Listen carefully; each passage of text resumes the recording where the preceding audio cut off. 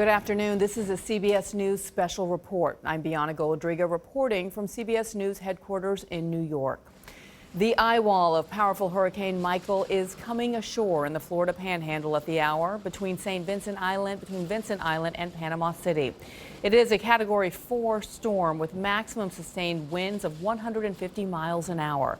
It is the first Category 4 to hit the Panhandle since 1851, the most powerful storm to hit the U.S. in the month of October ever.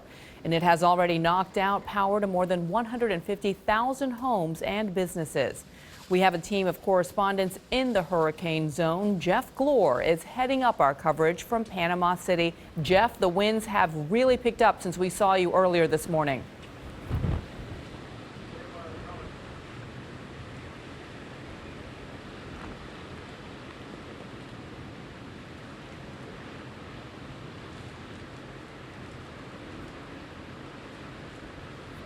Has been going in and out for Jeff out there as he's been trying to find safer ground. Yeah, Bianna, it really started getting bad here about an hour or an hour and a half ago, and it's only gone from bad to worse ever since.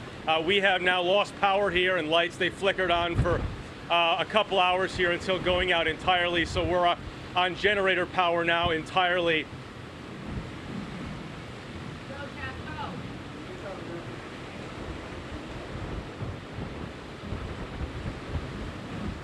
And as Jeff mentioned, the power has been going in and out. I want to bring Lonnie Quinn in now, our chief weathercaster at our New York station, WCBS. Lonnie, I've been following Jeff on Twitter as well. He's been telling his followers about power going in and out, giving us a sense of just how powerful the winds are in this storm. Yeah, right now you have winds in this eye wall that are blowing at 150 miles per hour.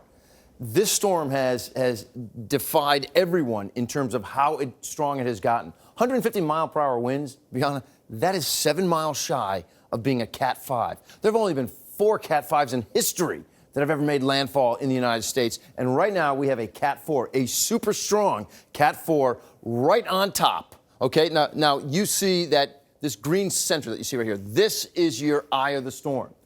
Landfall is officially counted once the center of the eye makes landfall. And I'll tell you, it looks like it's making landfall right now. But regardless of that, the most dangerous part of this storm is the eye wall. And that is this orange and red circle that goes right around the eye. So the worst of it is currently in Panama City, and the other side of this eye wall is in Mexico Beach. Now, the difference between the right-hand side of the eye and the left-hand side of the eye, where Jeff Glor is, the right-hand side of the eye, this is catching all the storm surge, okay? It circulates like this.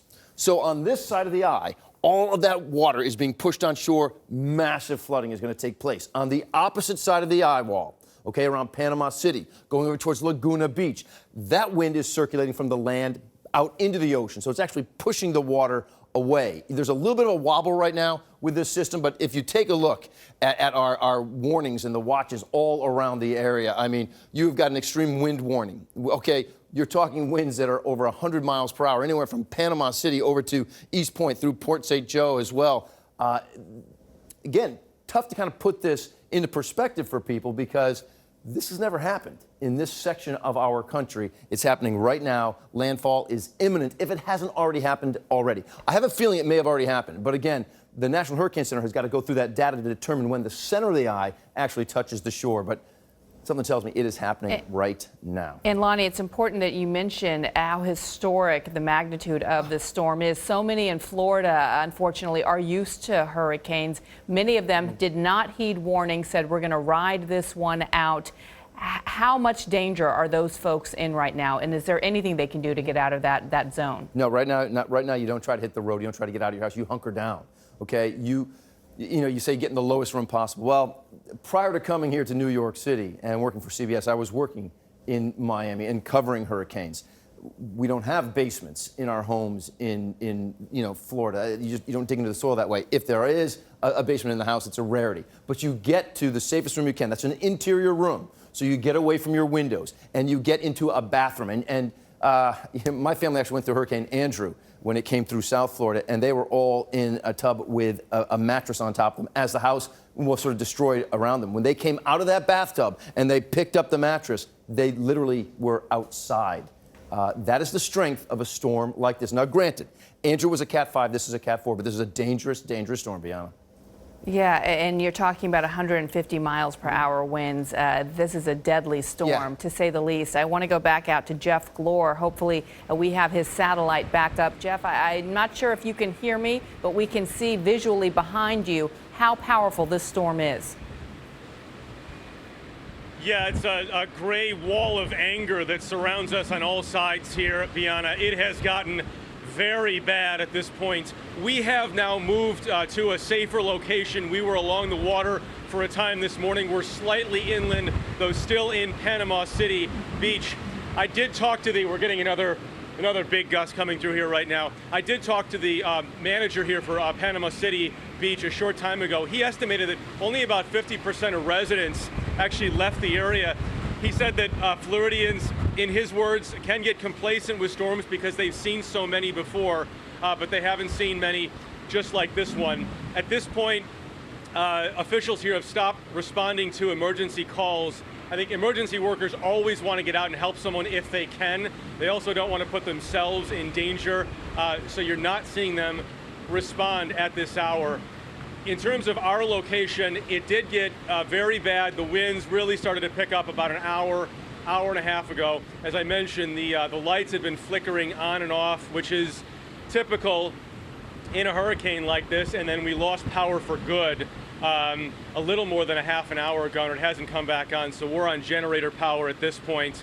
Obviously, the thing to watch out for in situations like this, which is why we're slightly shielded here for anybody who's out and about, is to watch out for projectiles, which can do some of the worst damage. And then, of course, what officials really caution about, I mean, the wind here is horrendous, far worse than a lot of folks expected. I mean, keep in mind, this went from a tropical storm to what I believe is almost a Category 5 storm now in about 72 hours or so. So, as Lonnie can talk more about that, but as bad as the winds are, as he knows as well, one of the big concerns here, as it was during Hurricane Florence in North Carolina and every other hurricane, is people out driving in these conditions. When the flash floods happen, when 5 or 10 inches of rain falls in a very short period of time and a road fills up and somebody tries to drive through it, not a good idea. Bianna? Nobody should be on the roads in this condition, Jeff. Very important to note that. Also important to note that every hurricane is different. We remember you with Hurricane Florence. Back then, it was really all about the rain. Now, Jeff is mentioning all about the wind. We're going to go now to Omar Villafranca, who is in Port St. Joe, Florida, also experiencing heavy wind gusts. Omar, how are the conditions there?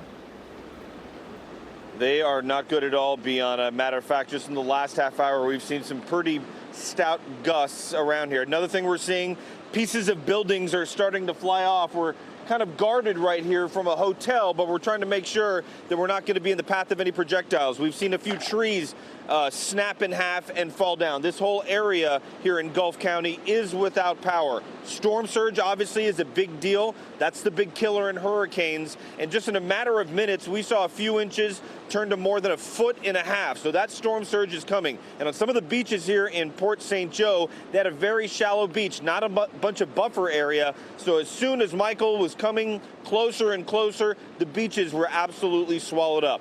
But I do want to talk about the wind. The trees and some of the shrubbery that you're seeing behind me, or it seems like they're waving behind me, it's not just coming one way. These wind gusts are swirling all over, and they're causing a lot of havoc. Good thing is we have not seen a lot of people on the road, just sheriff deputies. They're making sure people are okay. People here are heeding the warnings. The deputies are just doing some minor cruises where they can drive because they are also hunkering down. The hospital is closed.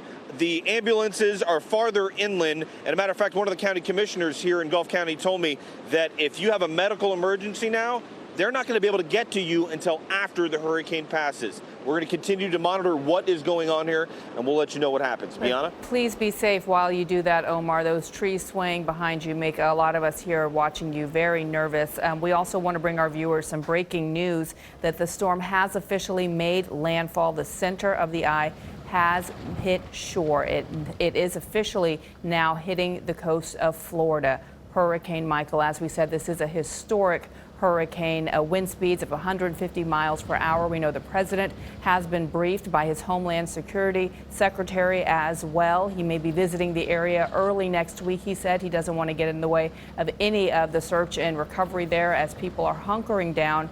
Please stay off the road. We have been advised, and the governor has advised those people there as well. And of course, we will continue tracking the storm throughout the day and into the night.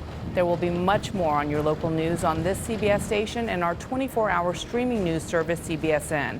And of course, tonight, the CBS Evening News with Jeff Glor reporting from the Florida Panhandle. I'm Bianna Golodryga, CBS News, New York. For news 24